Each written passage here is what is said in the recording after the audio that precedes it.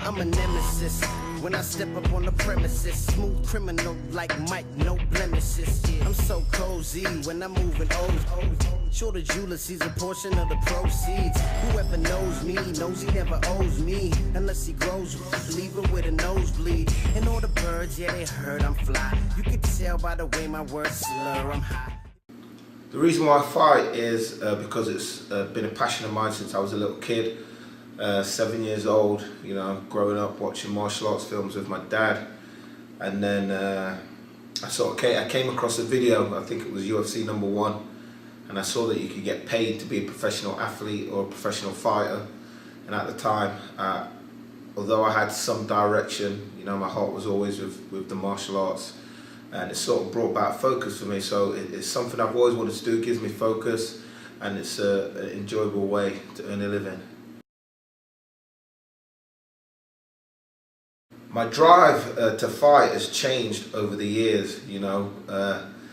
Family, money, ambition, wants to be a champion, to be the best. They all, the ambition and drive comes and changes at different times. When I was young, I was hungry. I wanted to just be the best and knock people out and, you know, entertain. And then I'm starting to earn money, so then the money sort of shifts, becomes a focus. And then you want to be the champion because the champion earns more money, and then you have kids, and then your focus has to be your family, taking care of your family. So it's all of the above, you know. I'm just a driven person anyway, in fighting and in life. I just want to do the best I can, whatever I'm doing.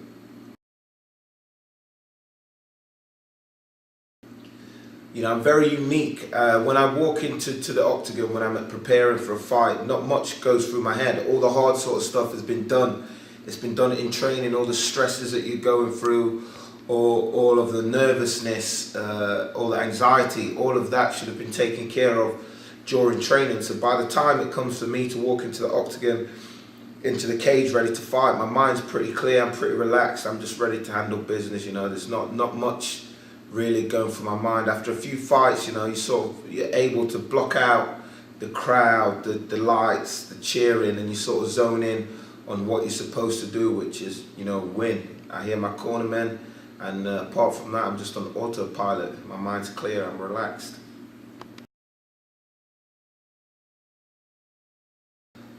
Adversities while you're training for a fight is, for me, it's time management. You know, I've got a lot of things going on. I'm one of a few fighters at this level that, you know, I juggle, as well as being a professional fighter full time. I teach at my gym at Spirit Dojo. I have other business things that I do. I promote shows. I've just started renovating properties, so I've got houses and stuff that I'm doing up all at the same time as being a professional fighter, you know. I've never been one to sort of just train for a fight and sit back unless I'm really, really tired. I think already I'm fortunate enough to be in the position that I am, that there shouldn't be a moment when I'm not trying to do something to increase my position or better myself as a person. So the main adversity I get is time management, but apart from that, injuries and stuff, I train smart, so I stay strong. So I'm fortunate. A lot of other fighters, they face a lot of problems, but for me, I'm pretty fortunate.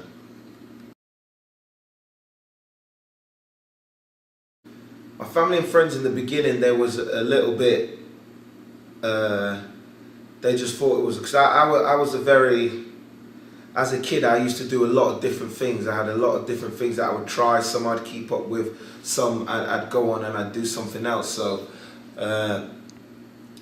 at first they just thought it was like some kind of game, just another one of these things that I'm doing. I'll forget about it soon enough. They didn't really see it going anywhere. I've always been fighting as a kid coming up, and I've always been into martial arts, but they never seen it as something that I'd still be doing now at 33 years old, you know. Now they're very supportive. I couldn't ask for a better set of people around me, family, friends, coaches, even my students are very supportive. And you know, it's good. They've seen what I've done, they're very proud. You know, I could have turned out in many different ways, but I stuck to something, even though at first not even they believed I'd be able to achieve what I have. So they're very, very proud. If I could just have one word to describe it, that would be it. Yeah, as I touched on the previous subject, like time management is very hard. I was in the army before I was a full-time professional fighter, and one of the key things I learned in the army was time management. So although it is one of the problems that I face, I'm very good at dividing my time between all the other things that I do, including running my gym. And I can be obsessive with it. If someone throws me off by 5 minutes, that 5 minutes is nothing to them. But in terms of me managing my time and the rest of the day, it's everything. So it's very important that I manage my time correctly and sufficiently. And the dojo, you know, we're here twice a day. We're here 12 to 1, and then we're here 7 to 8. And everyone knows that that's how it runs. We start at 12 and we're out by 1.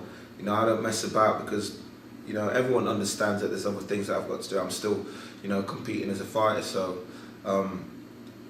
I wouldn't say it's easy again, but I'm used to it. I've got a lot of experience in managing time.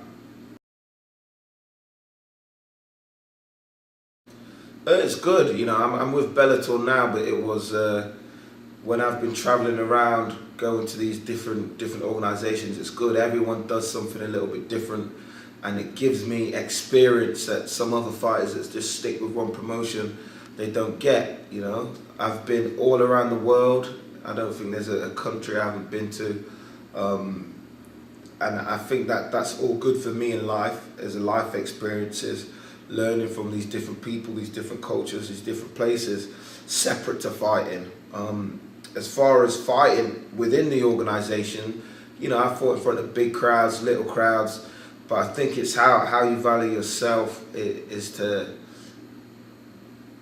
it doesn't really make a difference. I value myself as being the very best anyway, so whether, you know, I'm with a big organisation or I'm fighting in front of 500 people, it's all the same experience to me. But yeah, the benefits of fighting in all these different organisations, the experience, going to the different countries and learning from different cultures as well, life within life and the fight game as well.